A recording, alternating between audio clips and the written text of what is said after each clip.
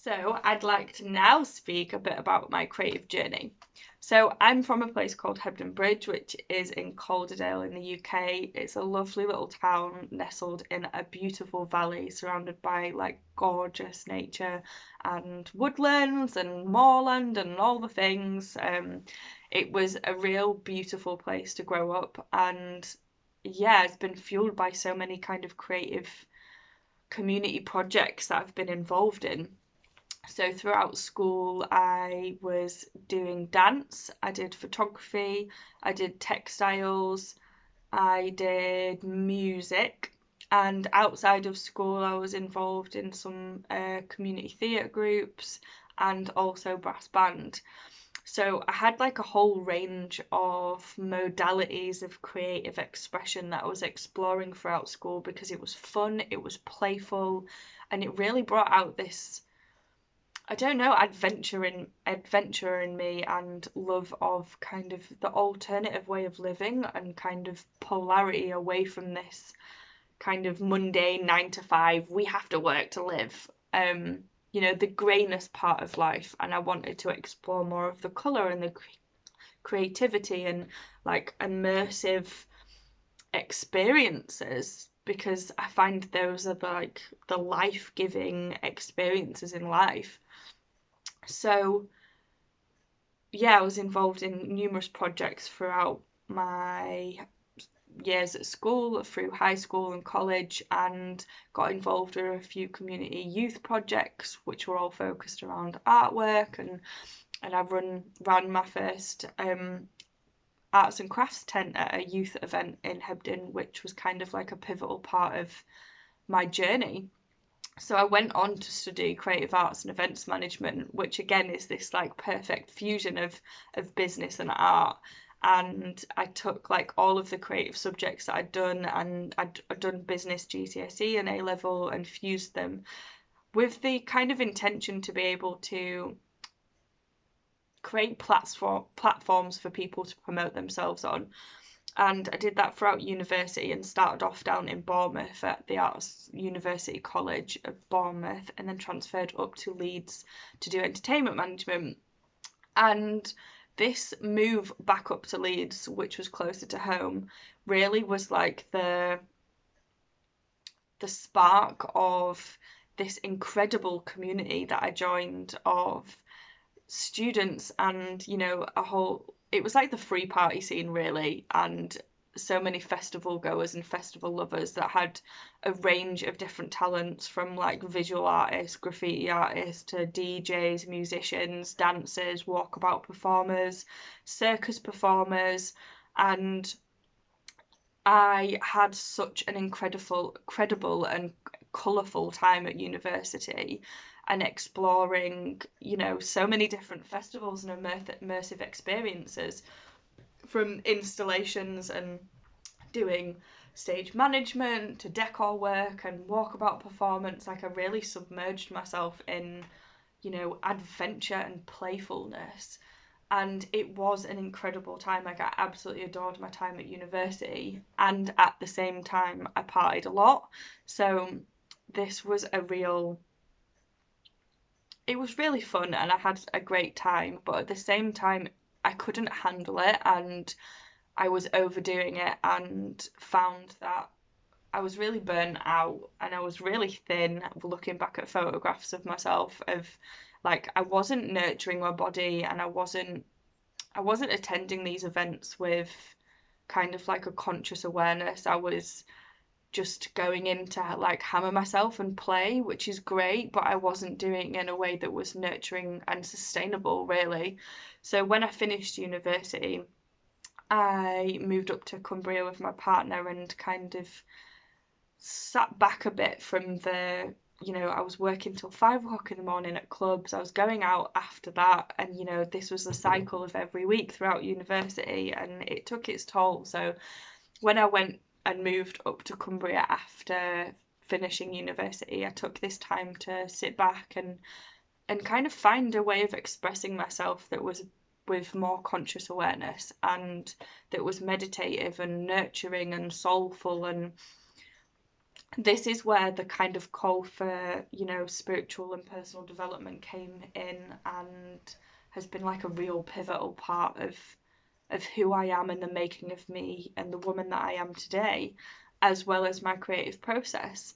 So I was stumbling across so many artists online from, like scouring on Instagram and Pinterest, and I found a modality called Zentangle and was really drawn to mandala work.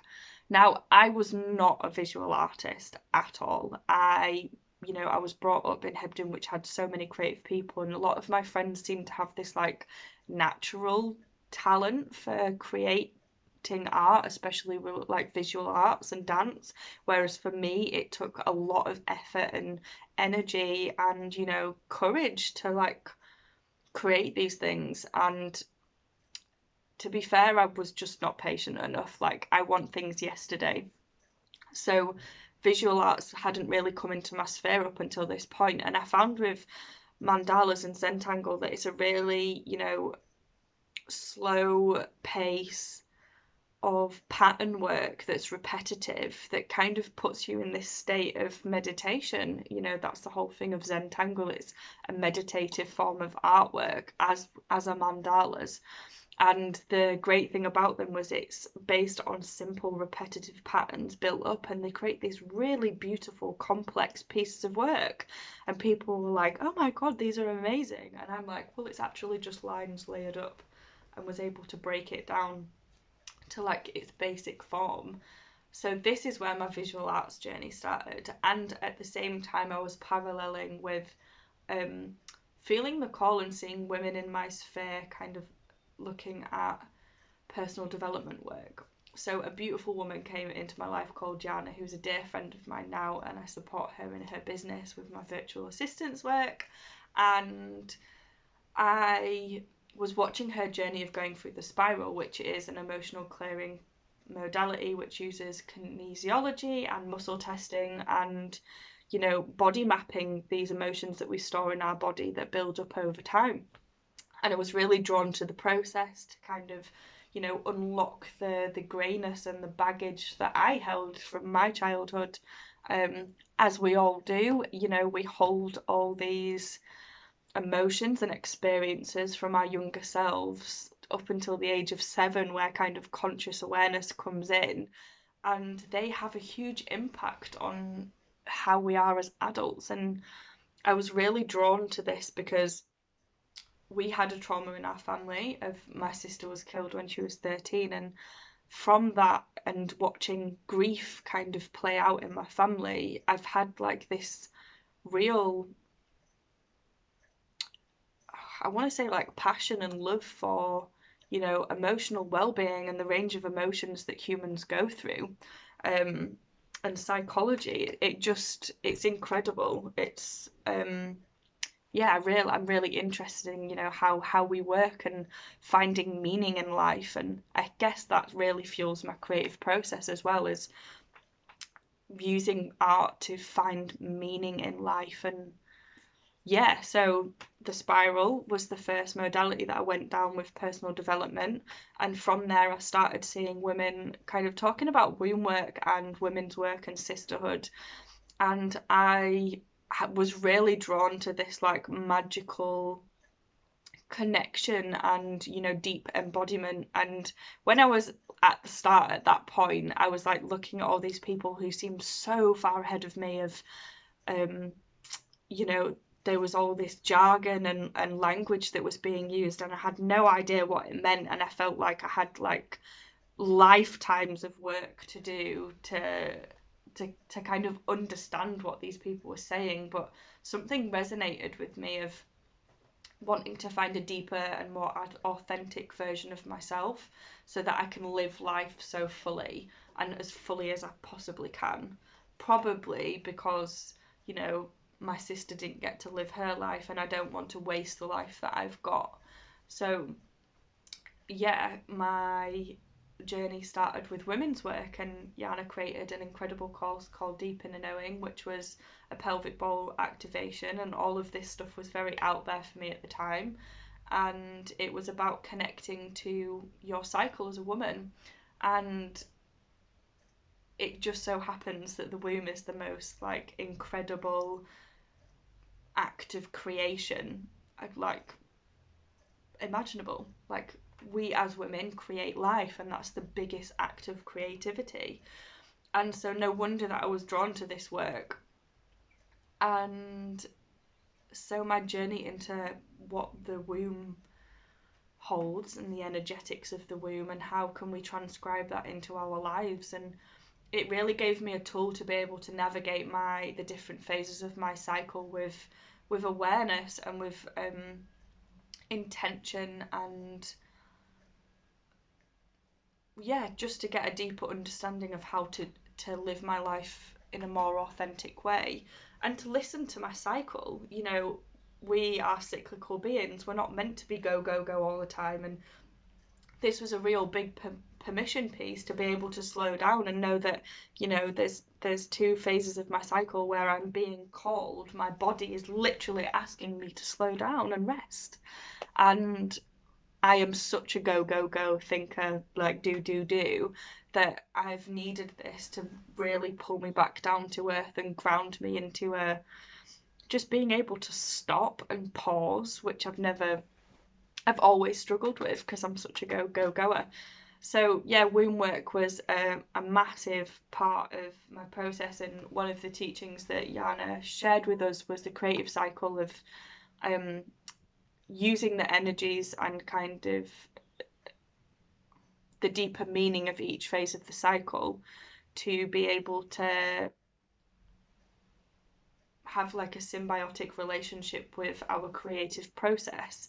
So I know that I get more ideas in ovulation, or not in ovulation, in my like premenstrual and menstrual phases. That's kind of like my visioning and ideas phase, and then I kind of start bringing them out towards my bleed time, and like around like ovulation, summertime, where I want to share with the world. That's where I like kind of show people and put it out there.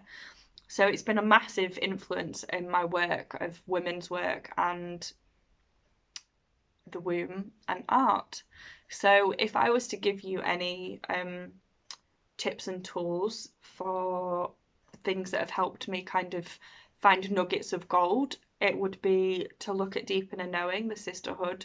There's going to be some videos coming out when we've rejigged the website that'll be available, and you can also buy into the course for access to all this incredible content on the womb and the energies of the womb and sisterhood and the creative cycle. It was deeply influenced by an incredible book called Wild Feminine, so I definitely recommend that as well. And then another book called Wild Power, which is by Alexandra Pope and Shani something, can't remember the last name, but that really goes into depth of the different phases of the cycle, and kind of how to use that as a tool in your life for living in a more fluid and flowy way that honours your needs and your body's needs. And another tip and tool I would do for kind of looking into womb work would be to start a journal of, you know, feelings and moods and things that come up at different phases of your cycle, so that you can start to see if there's any patterns that are playing out. And yeah, just to get a deeper awareness of your own personal cycle. I know for me that in premenstrual, which is a time of real, you know, boundaries, and, you know, the not taking shit part of me comes out to kind of sort out the weeds that are happening in my life. So I know that I put boundaries in place, and I declutter and I sort things out so that I can feel well rested in my menstrual phase of my cycle, in the bleed phase of my cycle. So yeah, those are some tools that I'd recommend and kind of get into if you're wanting to have a look into this work. And I look forward to sharing some more on the womb.